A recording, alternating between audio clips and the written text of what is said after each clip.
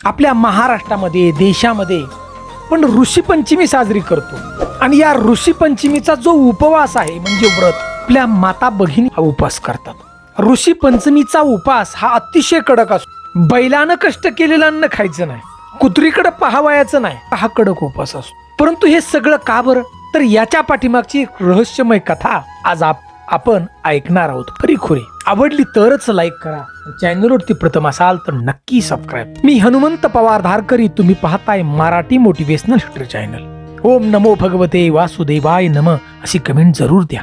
तर मित्रांनो, आटपाट नगर होतं आणि आटपाट नगरामध्ये एक ब्राह्मण आपल्या कुटुंबासहित राहत होता। ब्राह्मण होता परंतु तो शेती सुद्धा करत होता।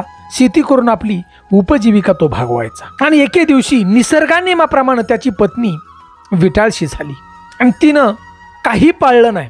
आपल्या घरात ती सगळीकडे वावरत होती। एवढंच नाही तर देवी देवतांची पूजाही तिने केली हो। आणि दोघही पती पत्नींचा हा संसार पूर्ण झाल्यानंतर निसर्ग नियमाप्रमाणे दोघांचाही देहांत झाला आणि पुढील जन्मामध्ये या दोघांनाही पतीला बैलाचा जन्म मिळाला आणि पत्नीला कुत्रीचा जन्म मिळाला हो, या पापामुळं। कारण यांनी विटाळ पाळला नव्हता आणि यांच्या नशिबी दुःख यातना आल्या। तर बैल आणि कुत्री ह्या दोघांचाही जन्म त्यांच्या मुलाच्याच घरी झाला। म्हणजे मुलाच्या घरी दोघेही आली, बैल आणि कुत्रा, त्यांचाच मुलगा। त्यांचा जो मुलगा होता तो अत्यंत धार्मिक होता, देवी देवतांची मनापासून पूजा करणारा होता, दान धर्म करणारा होता, ब्राह्मणांचा आदर करणारा होता। एवढंच नाही, तो आपल्या वाडवडिलांचं श्राद्ध घालत होता। आणि एके वर्षी त्याच्या वडिलांचं श्राद्ध आलं। त्यानं आपल्या पत्नीला सांगितलं की माझ्या वडिलांचं श्राद्ध आहे, म्हणजे तुझ्या सासऱ्याचं। माझ्या वडिलांना खीर आणि पुरी आवडते, सुंदर असा खीरपुरीचा स्वयंपाक तयार कर। त्या मुलाची पत्नी पतिव्रता होती हो। आपल्या पतीनं दिलेला शब्द ती कधी टाळत नव्हती बघा, म्हणजे कधीच खाली पडून द्यायचं नाही शब्द। सुंदर असा खीर आणि पुरीचा स्वयंपाक त्या मुलाच्या पत्नीने बनवला। 4 भाज्या, कोशिंबीर, खीर पुरी, अतिशय सुंदर स्वयंपाक केला। खिरीचा भरलेला टोप गरम होता, तो थंड व्हावा म्हणून तिनं उघडा ठेवला आणि ते आपल्या कामामध्ये दंग होऊन गेली घरातल्या बाकीच्या झाडलोट। आणि त्या ठिकाणी सर्प आला आणि या सर्पानं घरळ ओकली हो, म्हणजेच विष सर्पानं टाकलं त्या ठिकाणी। अंगणात बसलेल्या कुत्रीनं लांबून पाहिलं आणि तिच्या मनामध्ये विचार आला की ही खीर आता ब्राह्मण घरी जेव्हा येतील माझ्या मुलाच्या, आणि ही ब्राह्मणानं खीर जर खाल्ली तर ते मृत्युमुखी पडतील आणि ब्रह्महत्येचं पातक माझ्या मुलाला लागल। आणि कुत्री अंगणातून धावत गेली घरात आणि त्या खिरीच्या टोपाला धक्का दिला, शिवली। त्या ब्राह्मणाच्या बायकोनं पाहिलं, राग आला तिला आणि तिनं चुलीतलं जळतं लाकूड फेकून त्या कुत्रीला मारलं। केपटावरती बसलं, केपट मोडलं। कुत्री वरडत वरडत निघून गेली आणि नंतर या ब्राह्मणाच्या बायकोनं सुंदर परत स्वयंपाक बनवला बघा, सगळा कुत्री शिवली म्हणून। नंतर पितृदेवतांना नैवेद्य दाखवला आणि ब्राह्मण मंडळी सगळी आनंदानं त्या ठिकाणी जेवली, निघून गेली। परंतु त्या ठिकाणी घरातल्या कुत्रीला उपाशी ठेवलं बघा, साधं खरकाटही तिला दिलं नाही, उपास ठेवलं दिवसभर।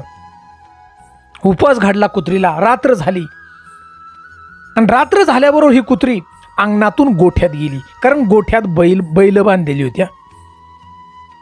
आणि जो बैल होता तो पूर्वजन्मीचा हिचा पती होता, म्हणजे ही दोघं नवरा बायको, कुत्री आणि बैल, पूर्वजन्मीची। ती बैलाला सांगू लागली, अहो तुमच्या सुनेनं मला जळतं लाकूड फेकून मारलं का? बैलाने विचारलं का मारलं, तर ती सगळा प्रकार सांगितला की मी खिरेला शिवली आणि त्या खिरेमध्ये सर्पानं घरळ ओकली होती आणि हे जर ब्राह्मणानं खाल्लं तर मृत्युमुखी पडतील, आपल्या मुलाला ब्रह्महत्येचं पातक लागल म्हणून ती मी खिरेला शिवली आणि मला जळतं लाकूड मारलं। मोठमोठ्यानं इवळत होती ती कुत्री आणि त्या बैलाला सांगत होती। त्यावेळी त्या बैलानं सांगितलं, बोलायला लागली बघा, बैलानं सांगितलं, अगं हे पूर्वजन्मीचं पाप आहे ग, पूर्वजन्मामध्ये तू विटाळ पाळला नाही, अजिबात सांगून ऐकलं नाही, देवी देवतांची पूजाही तू करत होती आणि त्या पापानं मला सुद्धा पाप लागला आणि मी बैल झालो आणि तू कुत्री झाली आणि आपल्याच मुलाच्या घरी आपण आलो। अगं तू तर उपाशी राहिलीच, परंतु काल आपल्याच मुलानं मी शेतामध्ये चालताना दुसऱ्याच्या शेतातला घास घेतला खाताना, तास वाकडे आली माझ्याकडून, मी वाकडा चाललो म्हणून माझ्याच मुलानं मला एवढं मारलं काल की अक्षरशः मुस्क बांधून मारलं आणि मला खायला टाकलं नाही. किती वेदना होत्यात ग. पूर्वजन्मीचं हे पाप हे बघ विठाळाचं. ही दोघेही नवरा बायको बोलत होती, म्हणजेच बैल आणि कुत्रा. आणि त्या ठिकाणी त्यांचा मुलगा आला आणि त्यांनी हे सगळं ऐकलं संभाषण. त्याला कळालं की हा बैल म्हणजे आपला वडील आहे आणि आई म्हणजे ती कुत्री आहे. त्याला फार दुःख झालं. त्यानं बैलाला लगेच खायला टाकलं, पाणी दाखवलं, कुत्र्याला खायला दिलं, पाणी दिलं. त्याच्या मनामध्ये एक दुःख तयार झालं की आपल्या आई वडिलांनी काय असं पाप केले की त्यांना ही जन्म घ्यावा लागला घरी बैलाचा आणि कुत्रीचा. आता याच्यातून मोक्ष प्राप्ती त्यांना कशी मिळणार, या चिंतेमध्ये तो पडला आणि तो जंगलाच्या दिशेनं चालत चालला ऋषींची भेट घेण्यासाठी. जंगलात गेल्यानंतर ऋषींना विचारलं की महाराज,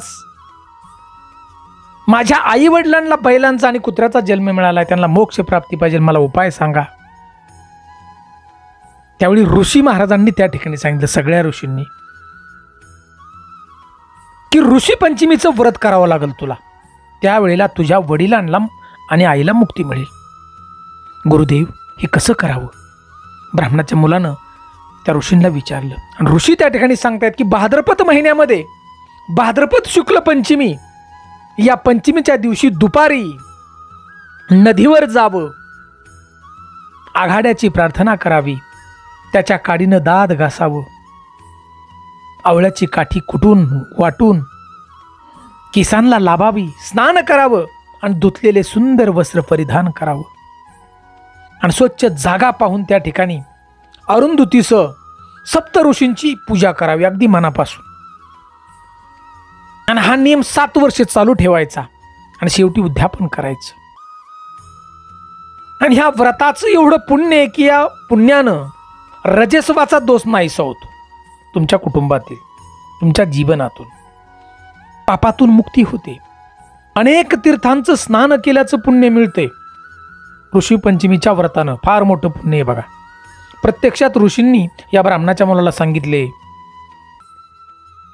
आता ह्या ब्राह्मणाच्या मुलानं हे ऋषी पंचमीचं व्रत केलं, सगळं पुण्य केलं. हे पुण्य जे मिळालं, हे पुण्य घरी आल्यानंतर त्या बैलाला आणि कुत्र्याला दिलं, म्हणजेच आपल्या आई वडिलांना. आणि पुण्य मिळाल्याबरोबर त्या पुण्यानं जो बैल होता त्याचा सुंदर पुरुष तयार झाला आणि जी कुत्री होती त्याची सुंदर स्त्री तयार झाली. या ऋषी पंचमीच्या व्रताची ताकद. आकाशातून एक सुंदर असं विमान आलं आणि हे विमान दोघांनाही स्वर्गाकडे घेऊन गेलं. म्हणजेच ही पती पत्नी आहेत, या दोघांना स्वर्गाचा अधिकार त्या ठिकाणी मिळाला. म्हणून ऋषी पंचमीचा जर उपास केला आपल्या माता आणि भगिनींनी, तर हा रजस्वाचा दोष नाहीसा होतो. तर मित्र, तुम्ही ऐकलं असेल ऋषी पंचमीचं. आपल्या घरातली जी माता भगिनी आहेत, जुनी माणसं आहेत, त्यांच्याकडून तुम्ही ऐकलं असेल की बैलाचं कष्ट केलेलं खायचं नाही, कुत्रीचं तोंड बघायचं नाही. मित्रांनो, त्याबद्दलची ही खरी कथा आहे बघा. हजारो वर्षापूर्वी घडलेल्या घटना असतात, त्या ग्रंथांच्या माध्यमातून आपल्याला ऐकायला मिळतात. तोच आम्ही ह्या ठिकाणी सांगण्याचा प्रयत्न केला.